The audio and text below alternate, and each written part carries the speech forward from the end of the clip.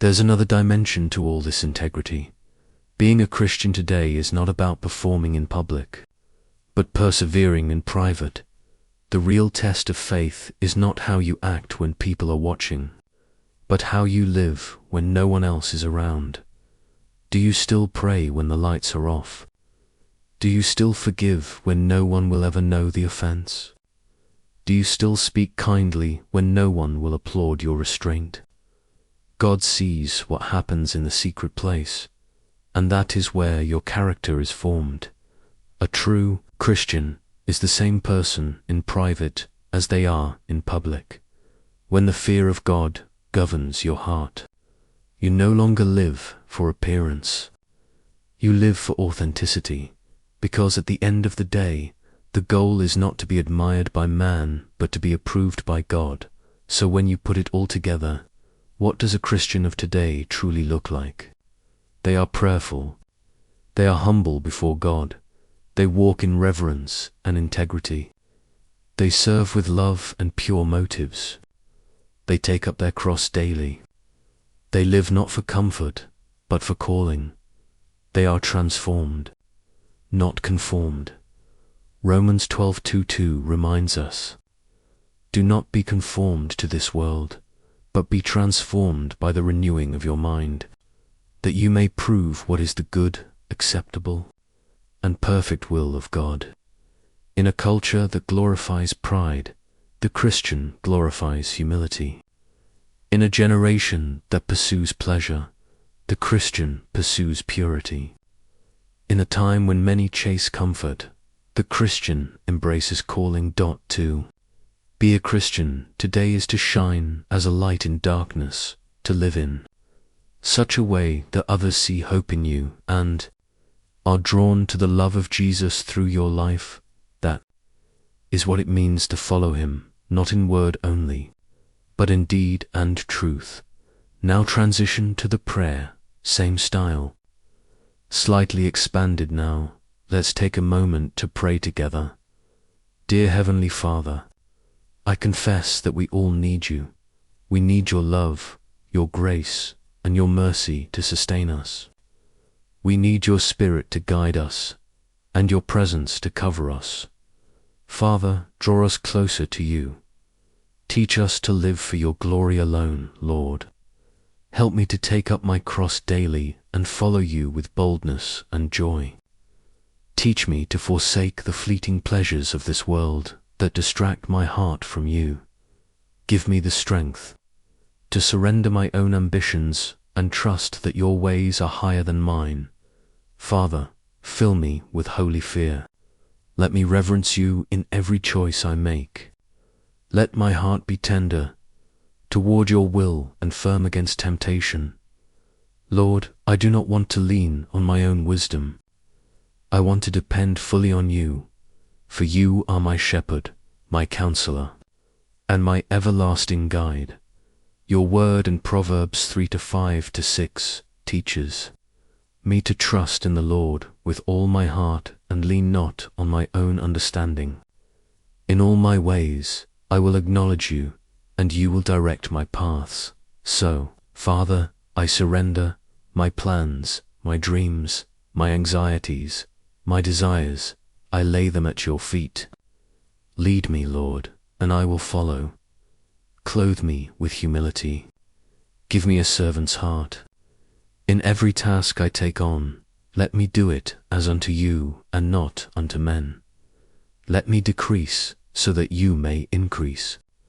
Let my words, my actions, and my thoughts bring glory to your holy name. Your word says in Psalm 34:2, "My soul shall make its boast in the Lord. The humble shall hear of it and be glad." Lord, teach me to boast only in you, not in my strength or success, but in your faithfulness. When I face lack, let me boast in your provision. When I am weak, let me boast in your strength. When I am broken, let me boast in your healing power. Forgive me, Lord, for the times I sought the praise of men more than the presence of God.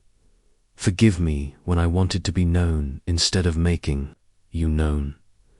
Crucify my pride, silence myself, and let my only desire be to please you. Your word in 1 Corinthians 15:58 reminds me to stand firm, immovable, always abounding in the work of the Lord, knowing that my labor in you is never in vain. So strengthen me, Father. Let me endure every test with faith. Let me serve faithfully even when unseen.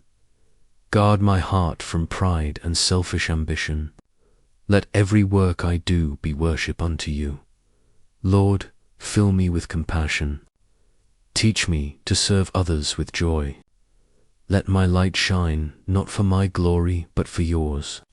Just as your word says in Matthew 5:16, let your light so shine before men that they may see your good works and glorify your Father in heaven. Father, thank you for the gift of prayer.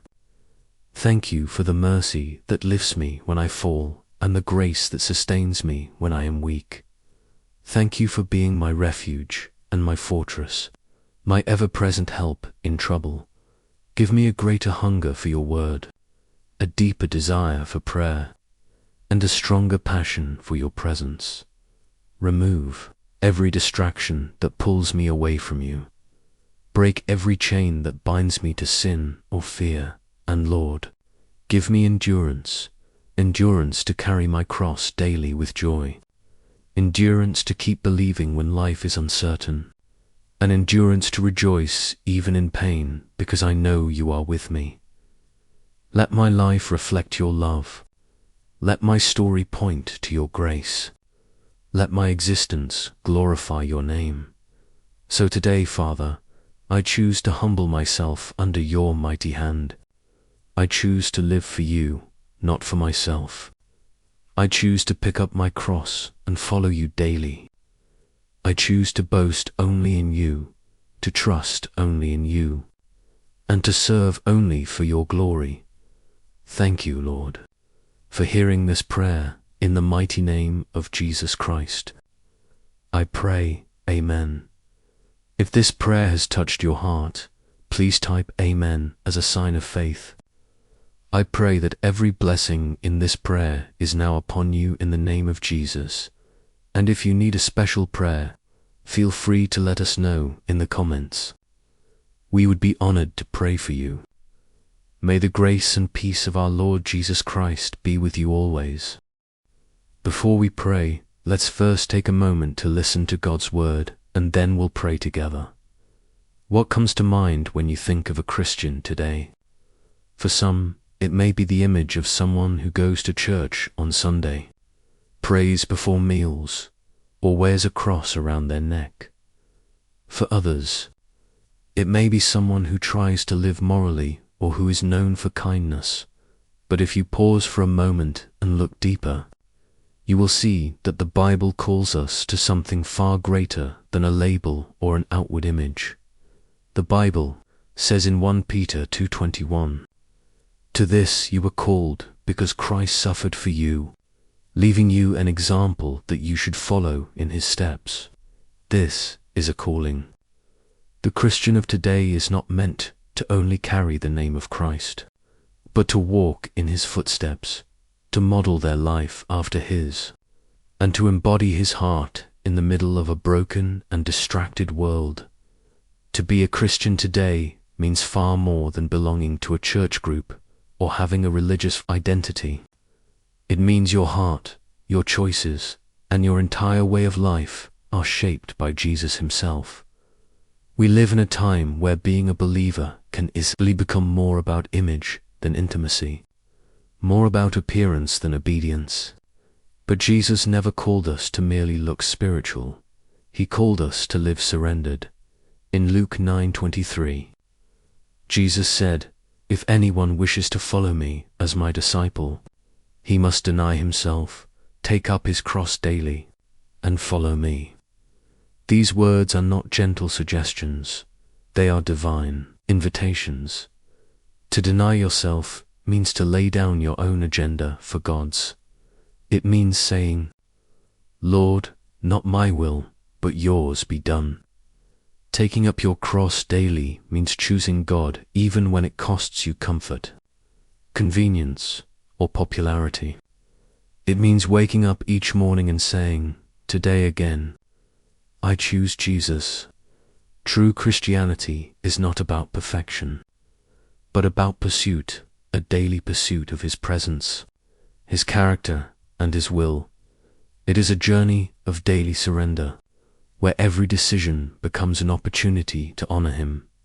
The first mark of that kind of Christian life is prayer. When we study the life of Jesus, we find Him often withdrawing to quiet places, not because He needed rest from people, but because He longed for closeness with His Father. Think about that. The Son of God Himself, the one who healed the sick, raised the dead, and calmed the storm, still depended on prayer. He made time to pray before major decisions. He prayed before miracles. He prayed before the cross. If Jesus needed prayer, how much more do we? The disciples noticed this. They didn't ask Him, "Lord, teach us how to preach," or "teach us how to perform miracles." They said, "Lord, teach us to pray," because they realized that everything Jesus did flowed out of His relationship with the Father. Prayer is not a ritual, it's a relationship. It's not a box to check, but a breath to take. Every time you pray, you're inviting heaven into your heart. You're opening the door for God to move, to lead, to heal, and to restore. Without prayer, your faith will eventually run dry. But with prayer, your spirit stays alive, alert, and anchored in grace.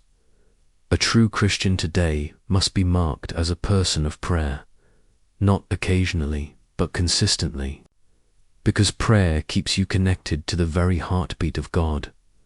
But prayer is only one part of the portrait. The next essential mark of a true believer is the fear of the Lord. Proverbs 1-7 says, "The fear of the Lord is the beginning of wisdom." This fear is not about being afraid of God's presence. It's about being in awe of His holiness. It's about reverence, respect, and the deep awareness that God is not just your friend. He is your Creator, your Judge, and your King. The fear of the Lord humbles us. It reminds us that sin is not something to toy with. It teaches us to walk carefully and to live righteously even when no one else is watching. It keeps your conscience sensitive and your heart tender. It whispers to you, honor God even in secret. A Christian who fears the Lord does not bend with culture. They stand firm in truth. They do not chase applause. They seek approval from heaven. That fear, that reverence, is what keeps a believer walking the narrow road, even when the wide road looks easier. Another key mark of the Christian of today is service. In a world obsessed with self, a true follower of Jesus lives to serve. 1 Corinthians 10:31 says, "Whatever you do, whether you eat or drink, do it all for the glory of God." That means everything from your daily work to your conversations, to your smallest act of kindness should point back to Him. When you serve in the church, do it for Christ. When you give, give quietly for His glory. When you help someone in need, don't seek attention. Let your left hand not know what your right hand is doing, because service is worship. Every humble act, when done for God, becomes holy. True service isn't about being seen. It's about being faithful. The Christian of today must ask, am I doing this for recognition or for relationship? Because if it's for God, even the smallest task, sweeping a floor, comforting a friend, sending an encouraging message becomes sacred.